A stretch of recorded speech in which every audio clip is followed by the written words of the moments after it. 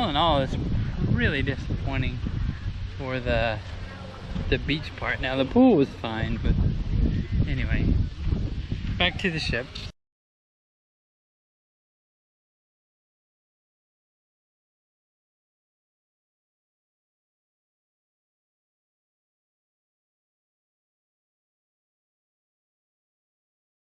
Okay, so getting on the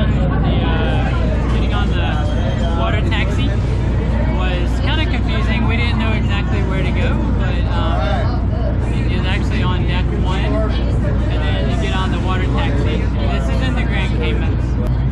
Makes sense. Looks good. Oh, that's a steal.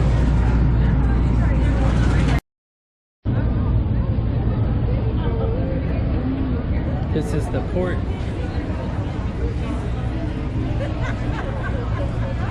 So you come in off there, and then they have signs directing you to the places, and then you go to the holding areas to wait. We got here at 9:43, so we'll see what time it is when we get done, or back to the place. It's supposed to be a tour of a couple of places, and then go to a resort for the rest of the day, including lunch.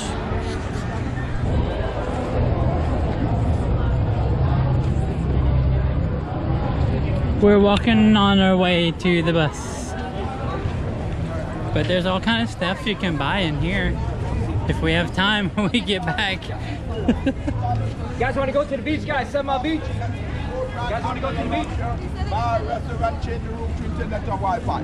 $6 down, $6 back. Right here, guys.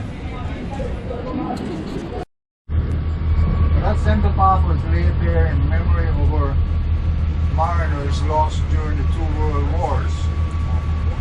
The church, designed and built by one of our famous shipbuilders, has an inverted exposed roof, which is constructed of local mahogany. Local mahogany was used for shipbuilding and also exported to Jamaica for their furniture trade back in the early days.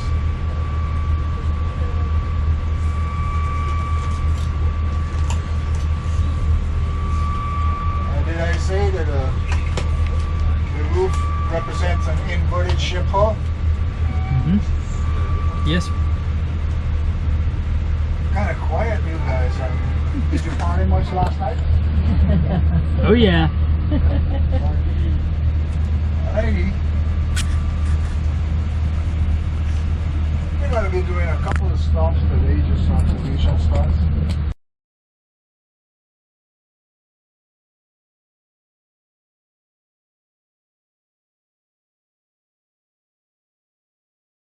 It's up there to the right. Post office, the Constitutional Hall, and the town clock was assembled there, built there prior to 1939. Okay, so first on the left is going to be the House of Parliament. Immediately on the right, Heroes Square and the Courts House, Courts Building, Constitutional Hall and the town clock. On the left, after we do the turn, is the Public Library. Over here on the right is the post office, again originally with an exposed roof, which in recent times have incorporating air condition. All those ceilings have been hidden. Maybe the next bus may get to see that. So of course in the morning you can see the big red mixer over here by the tub. That's where Miss Lisa is usually standing, putting all her ingredients into the tub. No. You okay? Yeah, walking the Dunn's River yesterday. So once everything is mixed up there, it rolls over on wheels, attaches right onto the funnel and the hose. So of course that is where the batter will be in there coming down. She has a foot pedal on the ground. So actually he has all of these bunt tins, large or medium, depending what size we're baking, and they're already greased out and ready to go. So she's gonna slide it under that little table there, and of course bring the battery in. Once everything is filled, he's gonna wheel them back to the oven. So you folks can see how the oven looks. The door is open. So it has 6 levels in there. Watch when he presses now. So of course with medium cakes, we can do 54 at a time. Large cakes, we can do 36. So they need 45 minutes. Once they're golden brown, we place them here in front of you. And that's when we pour the magic on. Because a lot of people think the magic's in the batter. Well, it would be magic, right? Because it's gonna go poof, disappear. In the steamless pot that's in the corner there is where we have the Tortuga 5-year gold rum. We use the same rum in all of our cakes. It doesn't matter what flavor. But we cook off a big percentage. We bring it down to 2 because we want to still make it safe for the kids to enjoy. So once that liquid is poured on top, oh, you will see a lot of bubbles dancing around. Does it stay long? Nope, it sucked right in. Then we take them out of their tins, put them back in a tray, wheel them into the room that everybody's standing in there, and that's the cooling and sealing room. So they stay there until they reach a temperature for cooling. Now guys, in the showcase there, I know you guys are over there. If you want to walk back and have a look, there's a little history here.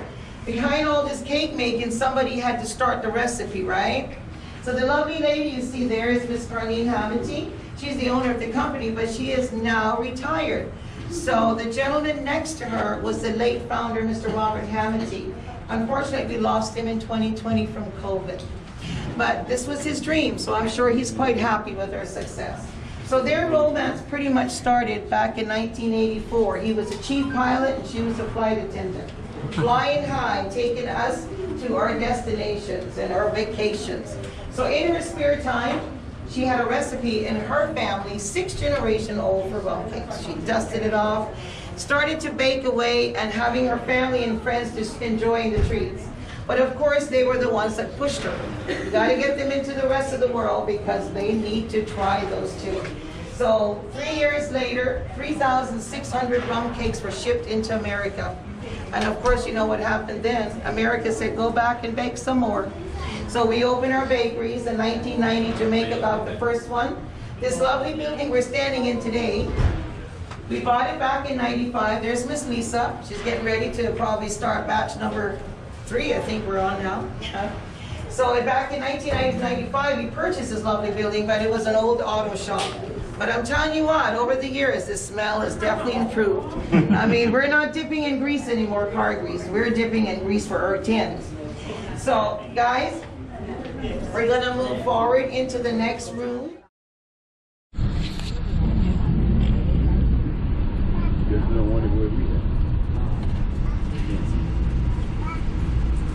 Oh, I was just about to call the captain. He's on his phone.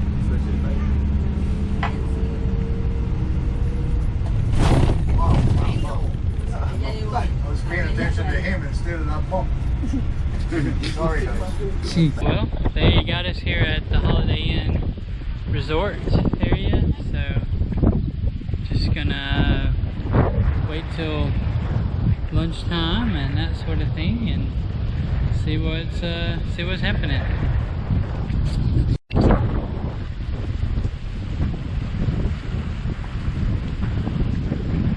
Kind of breezy, and not really any good place to go swimming because it's very, very rocky. Except over there, maybe. It's rocky, very rocky. Oh, there's a needlefish.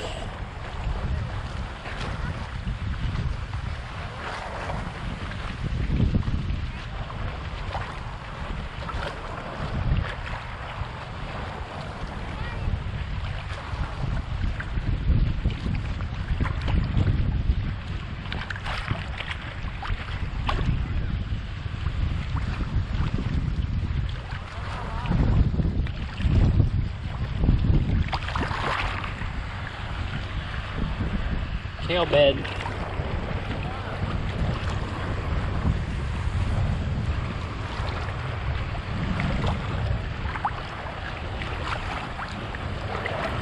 It's cold.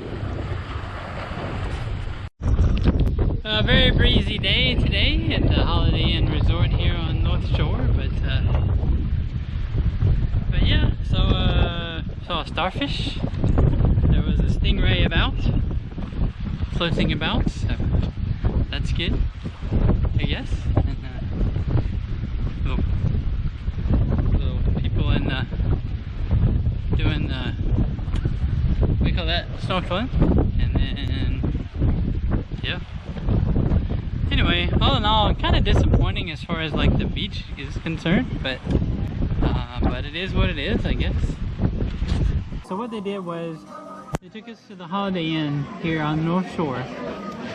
This is the pool area, that sort of thing. And then they have like a barbecue lunch, so barbecue chicken, fish, plantains, whatever.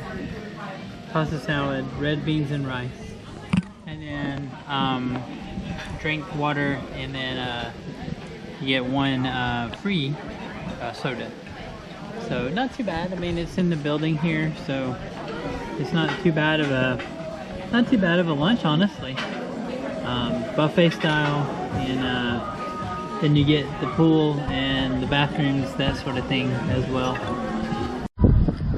So it's not too bad. The lunch was good. It was like I said, chicken, fish, and the beans and rice, and then plantains. And the pool's big enough to handle all, whatever, 30 of us or whatever. And then the ocean is out there, but it's awfully windy out there. So all in all, not a bad little excursion. I would have suggested skipping the first 3 stops and just coming straight here. That'd be my only criticism, I guess, and that'll be my feedback. See ya.